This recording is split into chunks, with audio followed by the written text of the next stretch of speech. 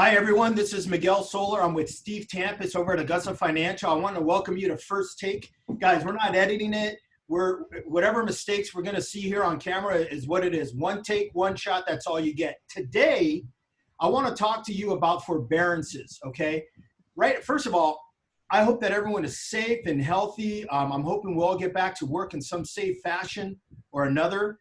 And eventually that will happen. It'll have to happen. And so what I want to talk to you about today is called forbearances. Forbearances is a period of time where you don't pay your mortgage. And what I did is and Steve, thanks for taking the time to take this live shot here, which we'll be uploading on our YouTube channel and getting out to the audience. I appreciate it. Sure thing. Absolutely. I want to talk to you about what are the myths, what are the misunderstandings, what's really behind this forbearance package, okay? And so basically, in a nutshell, what I'm going to share with you, it's basically when you're deferring your mortgage that's due on the 1st, you're deferring it for a period of time. And Steve, why don't you go ahead and introduce yourself really quick and we'll get right down to business. Yeah, sure thing.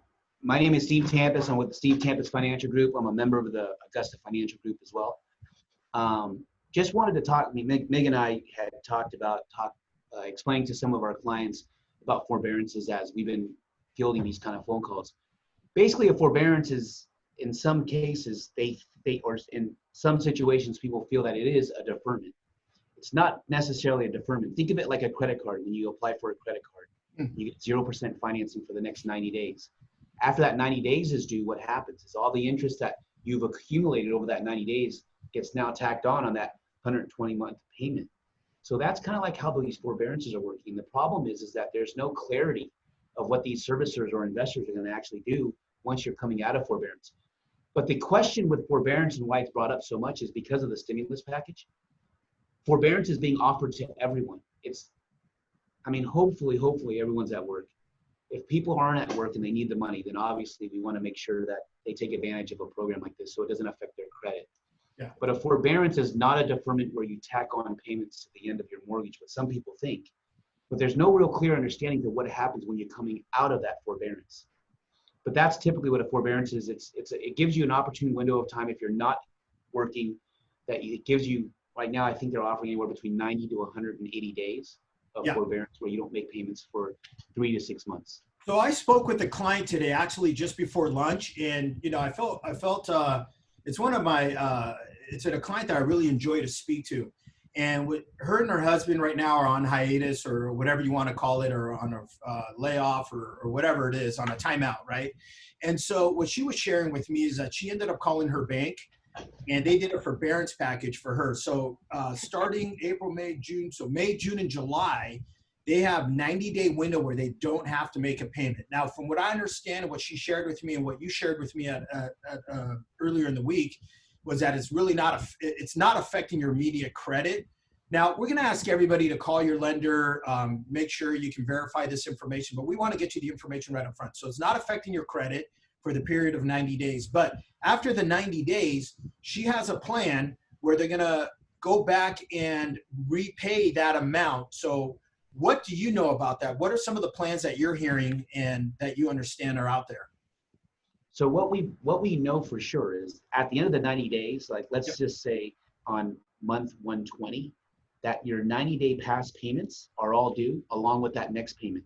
What we've been hearing is that mortgage servicers and mortgage companies are saying will help assist in modifying or reworking what you owe back into your payment structure.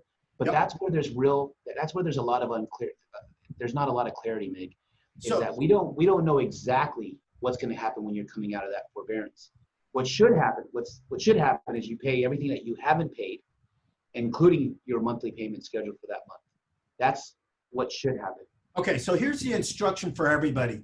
You definitely have to talk to your lender, because what I'm hearing multiple scenarios based on if people are actually tapping into the forbearance. So number one is definitely contact your lender and see what kind of packages, because it sounds to me, Steve, like they're offering they're freely offering a forbearance. Number two is the money due in one lump sum the minute the forbearance is over. Talk to your bank about that. three is it tacked on where you're going to make a payment schedule? Perhaps let's say you owe your mortgage payment is $2,000 a month, just for round numbers, Mhm. and you deferred $6,000. Mhm.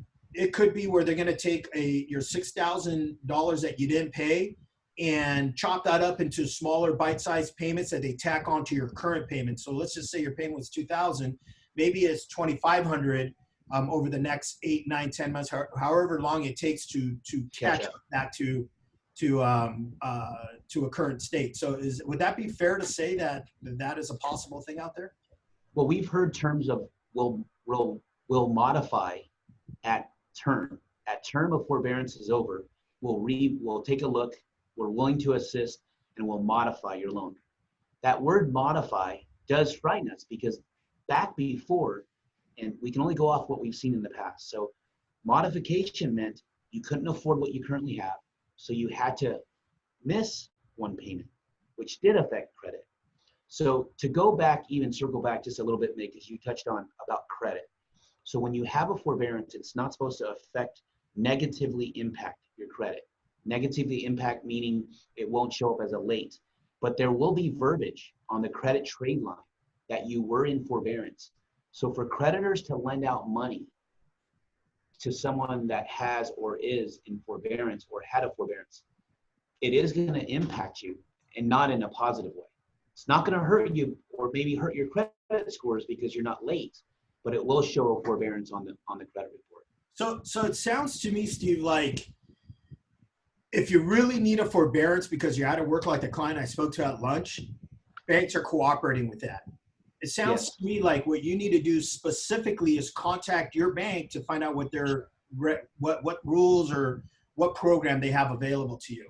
And the last thing that's really coming to mind, and Steve, you might agree with me on this, is if you don't need the forbearance, don't get it. If you're still able to fortunately make your payment and you saved up for a rainy day, or you're still working and your job's essential, then at that point, continue to make your payment.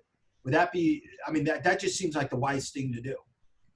Definitely. And look, this is what we're seeing is in talking with our clients, I'm a lot like you, Mig. I try to put myself out there in the forefront, contact clients that recently purchased, that are new to the home process.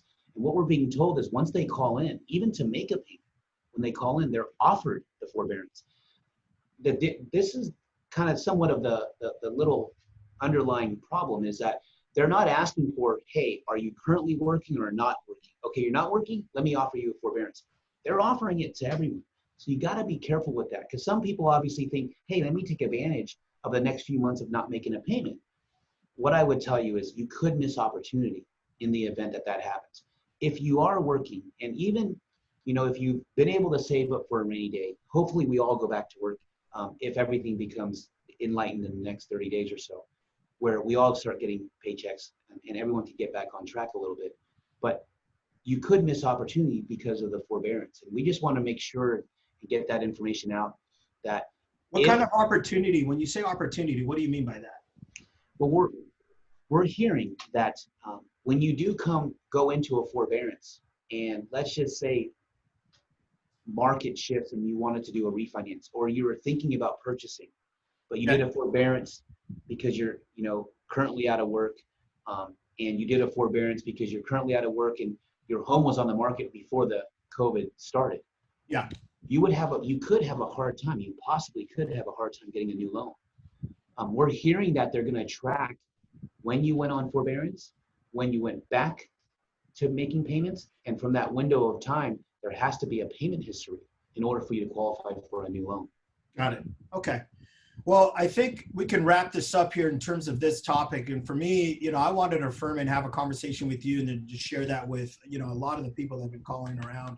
It sounds like forbearances are out there. If you can't make the payment, go ahead and take a time, talk to your bank, see what their program is. It sounds like most of them are taking the time out, hey, for the next 90 days, figure out what the repayment option is. Do you have to pay a lump sum? That'd be pretty difficult, right? If you don't have the money now, how are you going to have it 90 days from now plus a payment, right? So figure out what the payment plan is going back to catch back up to your mortgage.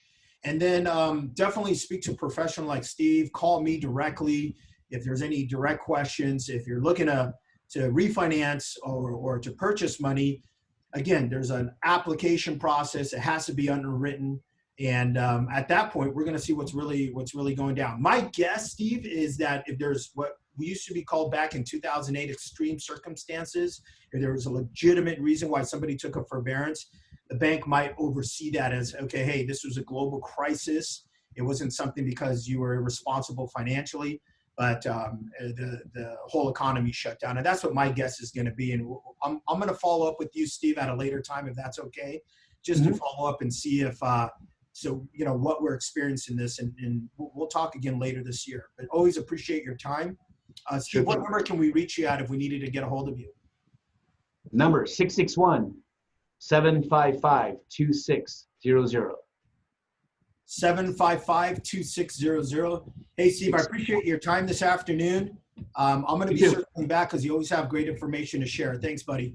Absolutely. Appreciate it. And guys, thanks for taking the time to watch this video. My direct number is actually, there's my cell. Oh, over there. Oh, up there. You can call me or text me at that number. Anything you need, let us know. Okay? Take care. Hopefully this information was somewhat beneficial and educational, but call us if you have additional questions. Thanks. Take care. Bye-bye.